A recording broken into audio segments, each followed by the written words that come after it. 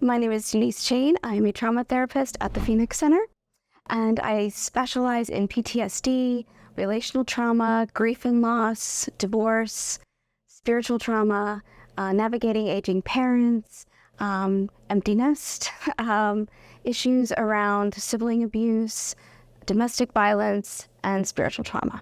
I also work with the military and first responders, veterans, and I think it's important, and other therapists.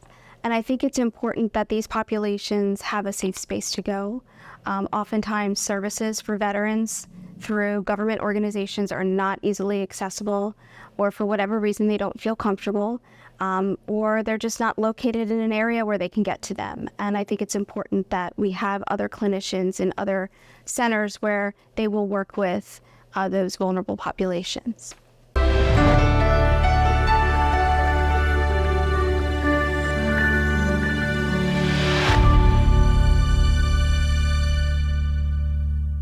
So I believe in really tailoring the modalities I use to meet the needs of the client. I tend to pull from a variety of different modalities. Some of the main ones that I pull from are internal family systems, or IFS. That looks like parts mapping, working with protector parts, manager parts, and how they show up, and how we can work with them and bring them to a place where they can be healed. I also work with narrative therapy and bring that in a lot in the therapy room. That looks a lot like externalizing problems and therapeutic writing. I've had a lot of clients respond very well to therapeutic writing, so I bring that in a lot. I also do EMDR, and I work a lot with energy and mindfulness as well. So I also practice Reiki, and I don't always bring that into a therapy session, but if a client is receptive to it and open to it, knows about it, I can provide a lot of education around what it is. And energy healing really allows clients to tap into the various centers in their body where they may have trauma stored and how that can be released, and really bring them to a place where they can begin to hold compassion for the parts of them that were injured and are suffering. So we work a lot I do energy work with clients. I work a lot with the release of that and tapping into the positive energy and really getting to know their bodies and where things are stored, how they can be understood better. And with spirituality, if a client is open to spirituality, which doesn't necessarily mean religion, but just existential understanding in general, that is something that I'll bring into the session as well. I'm very open to that. I have clients that are deeply religious, and we pray before and after session because that is deeply meaningful to them. And if it's going to benefit the client, then that's something that I'm going to incorporate in therapy and use it as a conduit to healing. So I always believe that inside all of us is a story that wants to be told. And I want to be able to offer a safe space, a place where a client can feel comfortable telling that story in a way that they know that if things go sideways and they feel out of control or dysregulated, that they will have a way of getting back to their self and really tapping into their own coping mechanisms, their own ways of regulating themselves. And that is one of the things that I enjoy most about being a therapist, but it's what drew me to it. I used to be a sports chaplain, and in my work as a chaplain, which really was more mental health than spiritual at that point, I had exposure to being able to listen to people's stories, to give them a place where they could express themselves, and really, without the formal training, was already doing the therapy. And so then when I switched gears and wanted to become a therapist, it felt very organic and natural. I feel drawn to wanting to help others find their own way to heal, and not necessarily through me, but with me, and how I can empower them. And when I see it happen, it's quite magical, and it's what keeps me wanting to do this work and meet with people to get them to where they want to be. So in my work in college athletics, I've sat with a lot of college athletes who have been navigating injuries, sometimes season-ending, career-ending injuries. And even at the college level, that creates a place of failure, of loss, of grief, sometimes identity.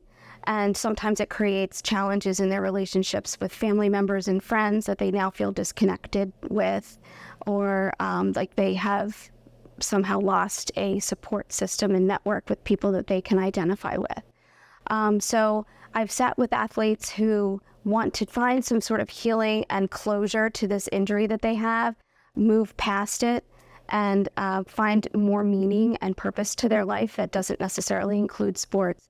And that's been very healing for me to see them heal and watch them transform and find their potential and reinvent themselves in a way that might not have been the original path that they went down. But now that we've created resiliency, they can find a different way that is also deeply meaningful and purposeful. Most of my clients are individuals and they're over 18. I do work with a couple of adolescents. But most of my clients are adults. I work with quite a few that are in the stages of transformational stages of life, transitional. They're going through transitions and they're going through their kids leaving home. They're going through a divorce. They're getting remarried. They're blending families. They're retiring. They're dealing with caring for aging parents. So I deal a lot with life transitions and helping to navigate not only their past trauma that they bring into their present, but what's going on with them in the moment that also needs to be addressed, and healing around the trauma needs to occur simultaneously. So I love watching people grow. I love watching positive change occur in their lives. Honored to accompany them on that journey. What I like working with people is I'm always amazed every time I work with a person who's been through deep suffering and I've seen them come to a place of forgiveness, self-compassion, empathy for self. I've seen them make positive changes and growth in their relationships, their professions. And I know that that's all them. And I know that I've had the honor of watching it happen.